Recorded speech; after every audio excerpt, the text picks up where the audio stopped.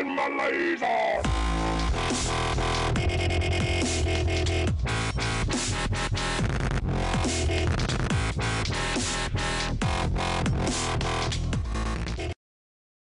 What's up, YouTube? This is your boy Derek 420 for real here, and I got a battle with TheCoolBreezey, a fellow YouTuber and a pretty cool ass guy from the Next Generation Battlers clan. And I'm gonna leave their Zat in the description. If you want to check them out, you should. And I'm gonna leave a link to his description in the channel. You should go sub him. He's very undersubbed. He deserves way more subs. So I'll leave my Torkoal. He leads with his Espeon. He's gonna go for the trick, and I'm gonna get a choice specs, and he's gonna get my lefties. And I'm gonna go ahead and go out for the lava plume because I can't set up rocks on this thing anyway. I just want to see what it's gonna do. So I do about half, and I get the burn off, which is unfortunate for him. And sorry about the mouse cursor. He's gonna take some burn damage, and I'm just not gonna overpredict any earlier, and I'm gonna go ahead and go out for the lava plume again. And he switches in his Poliwrath, which is a good play on his part. So he gets a free switch in. He's know I'm gonna switch out, so now he has an opportunity to set up on me. After the lefties, he takes some lefties, and I'm gonna switch out and go to my Sableye. And I have no clue what set this is, so on the switch he does go for the bulk up, which is predictable, which is a good move on his part.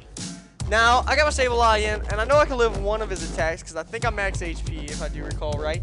And he goes out for the waterfall, and it's going to bring me down way past half. And I get to get off my Will-O-Wisp. So, he's burned, his attack is cut in half, so now it negates the bulk up, really. And he takes some burn damage, and gets some lefties, and I get some lefties, and now that Sableye has done her job, or his job, whatever, gonna let him go down. It really doesn't matter. He burned it and crippled the Poliwrath, which is good. Got a crit, didn't matter. So my Sableye goes down, gains some lefties. And now I'm gonna bring in my Guard of War. And predicted him to go back into that Espeon. I'm gonna go ahead and go out for the Shadow Ball. It means I'm specs, and I'm gonna lock myself into something that's actually gonna KO something.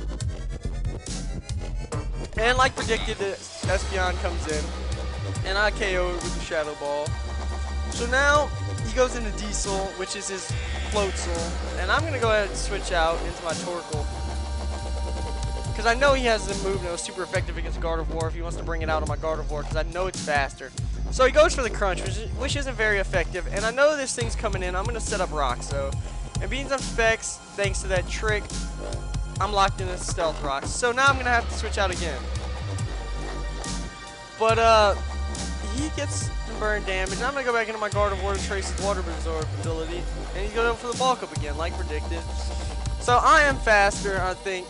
And I'm going to go ahead and lock myself in the Thunderbolt this time, I do believe. Because I did see that Floatzel now, and I do know that he has a few things that are weak to my Thunderbolt.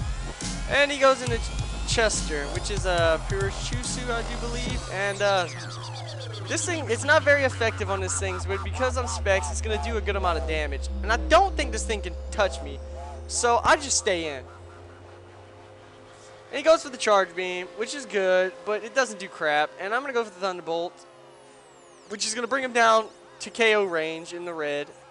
It's not very effective. He gets a special attack raise from his Pitaya Berry.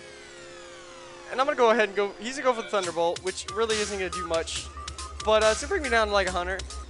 And I'm going to go ahead and go for the Thunderbolt now. And I'm going to KO that Chester.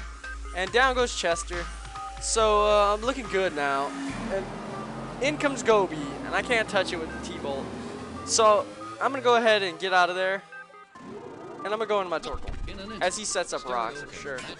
Yeah, okay, so now he got his rocks up. And I'm going to go ahead and lock myself in a Rapid Spin now, predicting him to switch.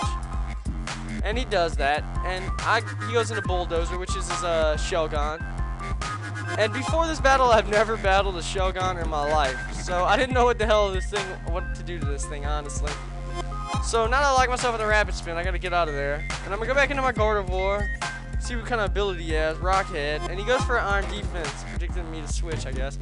And now that he gets Iron Defense up, I'm kind of worried about this thing now. So I switch out and go back into my Torkoal to lock myself into something that's gonna hurt him actually. And he does pack the Crunch, which was smart for me to switch. I didn't know that was coming, but I just wanted to get my Torkoal in there so I could go boom all over him. And he switches into his Poliwhirl Wrath, and I'm gonna blow up all over his face like a giant jism stain.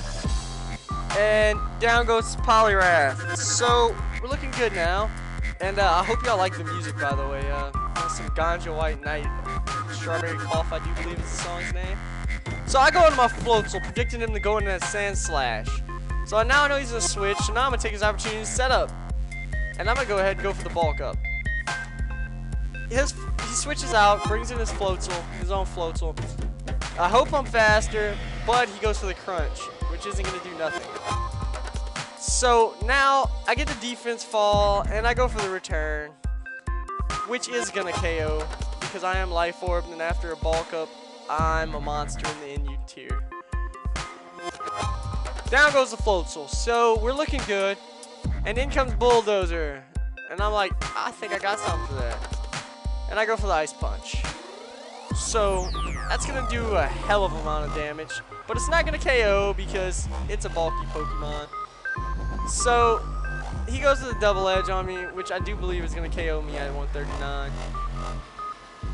And down goes my Floatzel. So I got a Shelgon to deal with, and he KO'd my Floatzel with it.